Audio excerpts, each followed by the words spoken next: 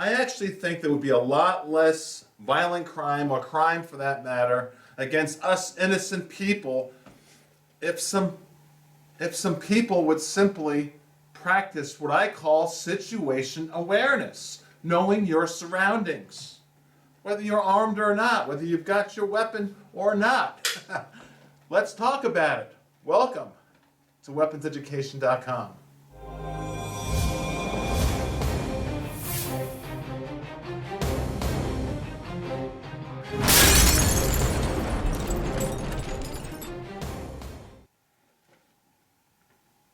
Oh, hold on a second.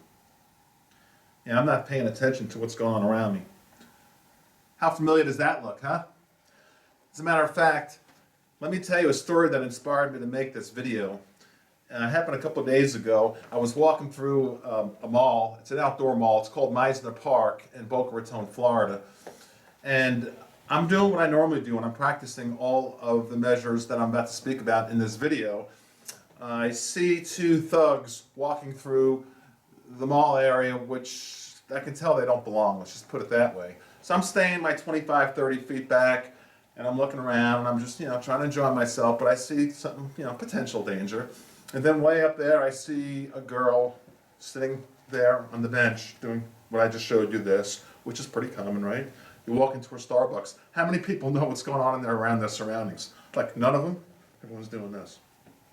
Okay, the girl unexpectedly has these two thugs, and I'm watching the two thugs walk up and all of a sudden sit on each side of her.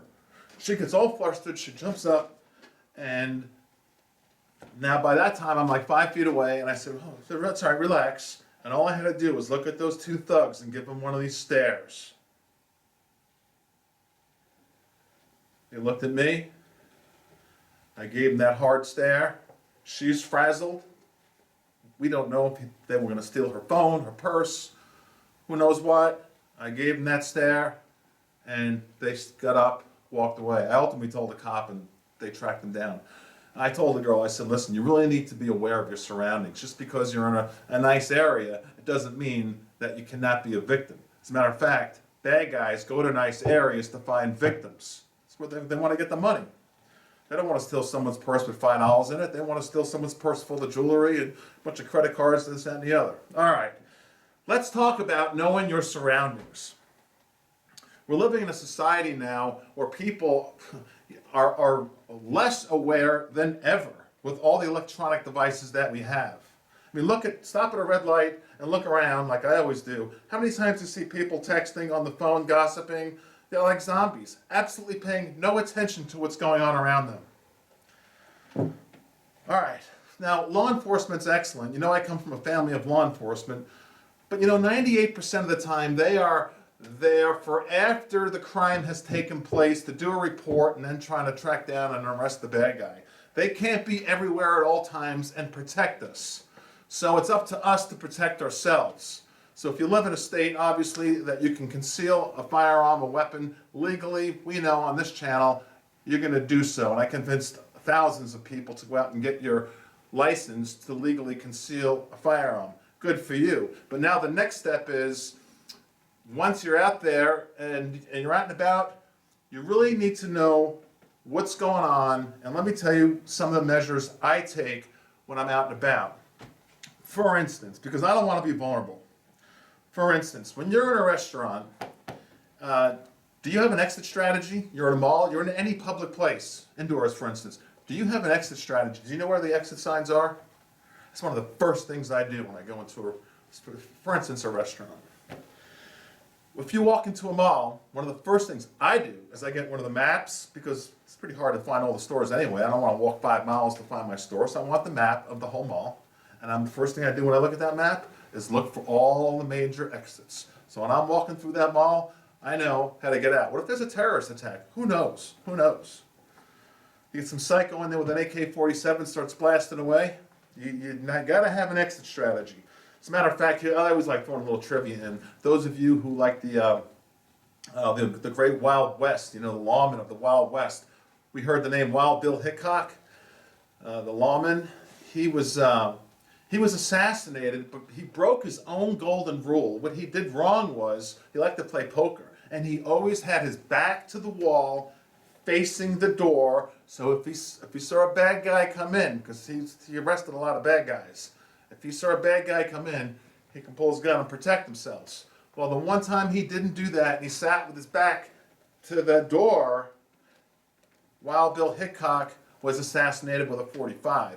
During that poker game, he asked one of the other players to let him switch seats to where he normally sits, and the guy said no, and it ultimately came to Wild Bill Hickok's death because his back was to the door. I like to have my back to a wall, and when I'm in a restaurant, I like to be looking at who's coming in. I like to look at people's faces to see if anyone doesn't belong there.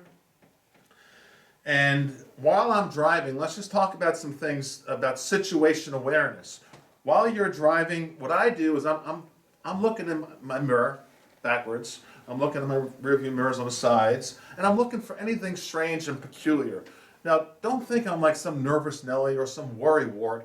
This has just been embedded in me like my whole life. It just comes natural to me to know my surroundings. I mean, no one really enjoys life more than me that I can think of. I love life. I mean, I thrive on it. That's why I want to protect it. I want to protect my family, and I just want to be safe, and I want to be comfortable knowing that I'm not going to get into any unnecessary stressful situations.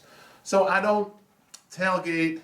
I'm never in a rush, and if I'm looking in my rearview mirror and I see some car weaving in through traffic, I mean, that's a flag. It could be a problem.